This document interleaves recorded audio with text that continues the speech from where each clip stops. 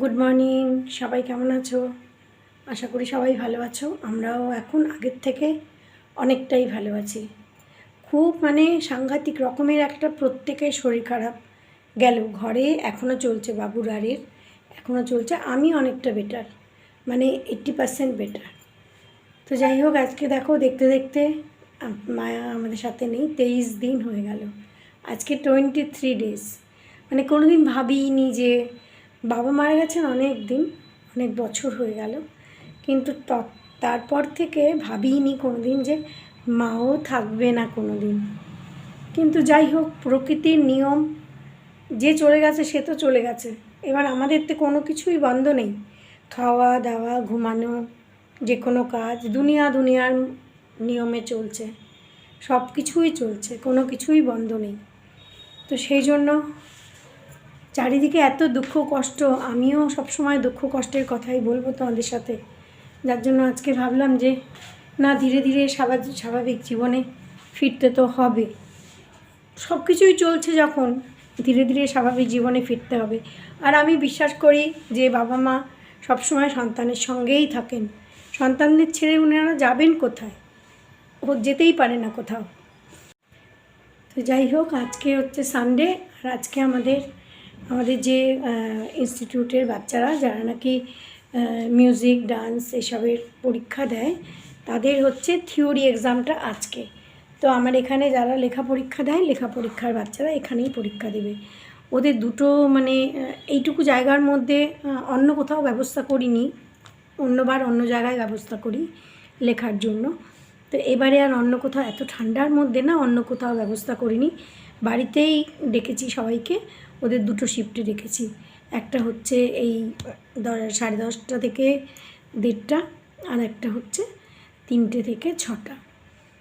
3টের জায়গায় একটু আগেও যদি বাচ্চারা এসে যায় কোনো ব্যাপার না, কেননা 6টার আগে তাহলে শেষ হয়ে যাবে। তাহলে ঠান্ডাটা বাড়ার আগেই ওরা চলে যাবে। তার মধ্যে কাল থেকে বৃষ্টি শুরু হয়েছে, ওয়েদার একদম ভালো নেই।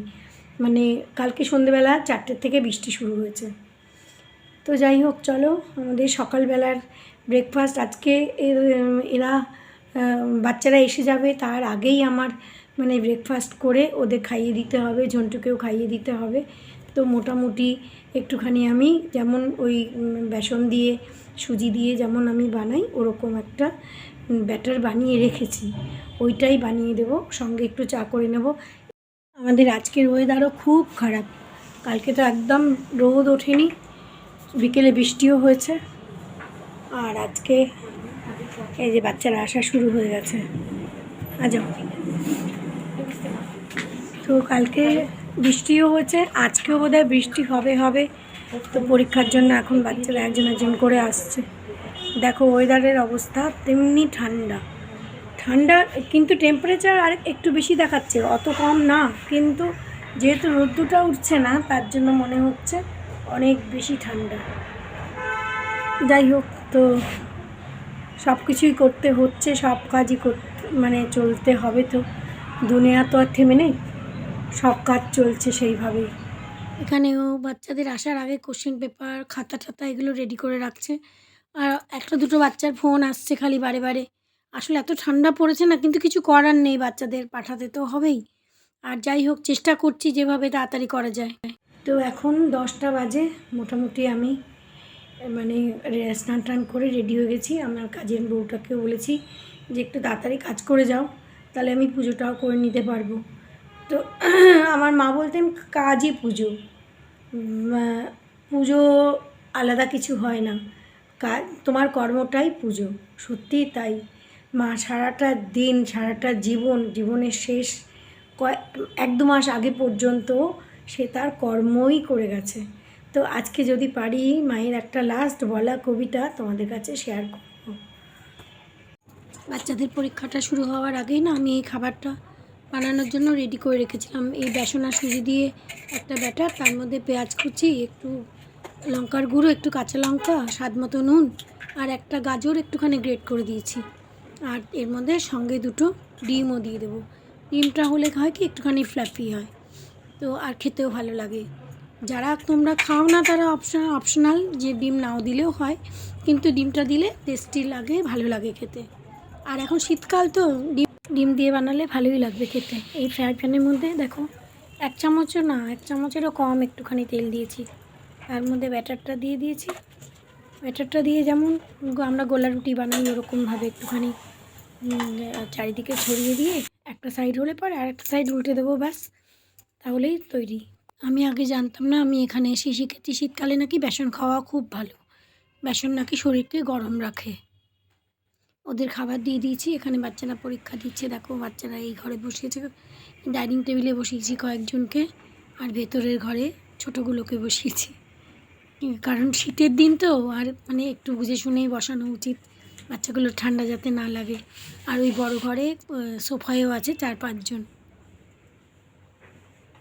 মামুনা আর বাবু আজকে দুজনেই বাড়িতে, আর ঝন্টুর দোষ পুরো লাফাচ্ছে। খাবি? কি খাবে তুমি? কি খাবে? তুই খাবি? এখানে বস। কি বাবা, তোমাকে আমি দিই না বলছি, ওখানে চলে গেছে। তাই আমার একটা ডিম দাও। বাচ্চারা পরীক্ষা দিয়ে গেল, প্রায় 1:45 বাজে।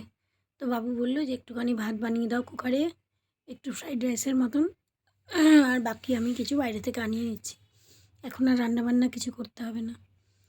তো কালকে এই মাছের ডিম ছিল, সেই মাছের ডিমের বড়া করেছিলাম, আর এই ফ্রাইড রাইসের মতন বানিয়ে দিয়েছি। আর ওরা এনেছে চিলি চিকেন আর একটু ভেজিস, মানে মিক্সড ভেজ, সেটাকেই একটুখানি ওই চিলি পটেটোর মতন বানানো, ওটা আমার জন্য এনেছে, যেহেতু আমি চিকেন খাবো না।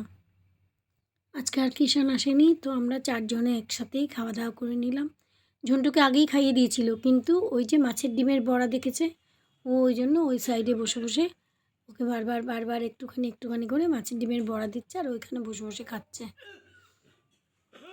তো এই তো আমাদের খাওয়া দাওয়া কোনো কিছু থেমে নেই, সব কিছুই চলছে, খাওয়া দাওয়াও ভালো মতনই চলছে। মামুন এক্ষুনি খেয়ে চলে যাবে, গলাটা এখনও পর্যন্ত না খিরখির করছে, মামুনেরও গলা ঠিক হয়নি এখনও। তার মধ্যেও আবার কতগুলো আজকে বাদাম আর ওই বাদামের গুড়ের একটা হয়, ওগুলো কি বলে এখানে, সেগুলো নিয়ে এসছে। এগুলো তো এখন খাওয়া যাবে না, গলা খারাপ হলে এগুলো খাওয়া যায় না। তো যাই হোক, আমরা 4 জনে খাওয়া দাওয়া করে নিলাম।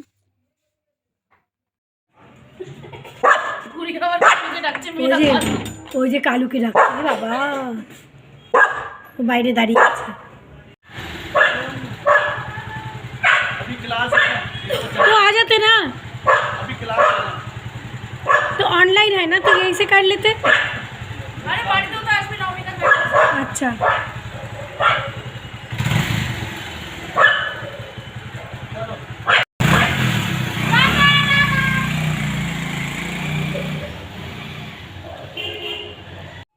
মামুনার কিষান চলে গেল, এখন সন্ধে হয়ে গেছে, তো এইখানে চা করে দিলাম। চা খেয়ে তাই ভাবছিলাম যে কীরমভাবে মানুষের সব কিছু পড়ে থাকে, শুধু মানুষটা নেই, সমস্ত কিছু যেমন কার তেমন পড়ে আছে। শাড়ি, সোয়েটার, আমার কাছে কত শাড়ি, ভাইয়ের বাড়িতে কত কিছু, সব কিছু পড়ে আছে। তো যাই হোক, ফোন দেখতে দেখতে বলছিলাম না যে একটা কবিতা শেয়ার করব, এই গরমের দিনে, মানে জুলাই মাসে যখন এসেছিল তখন একটা কবিতা বলেছিলাম, মানে আমি বলেছিলাম যে বলো, তো এই ঘরে বসেই, তো সেটা আমি ফোনেই রেকর্ড করেছিলাম, তাই আজকে তোমাদের সাথে শেয়ার করি, আশা করি তোমাদেরও ভালো লাগবে। এখন আর কয়েকদিন বাদে আবার সরস্বতী পুজো, তো ওই টুকি আরম্ভ করেছে, এদিকে শরীর ভালো না, কিন্তু কিছু না কিছু একটু তো করতেই হবে, তো ওই টুকটাক শুরু করেছে। তো আজকে ওই কবিতাটা তোমাদের সাথে শেয়ার করছি, কেমন লাগে জানিও।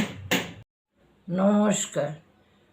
বিশ্বকবি রবীন্দ্রনাথ ঠাকুরের পরিণাম।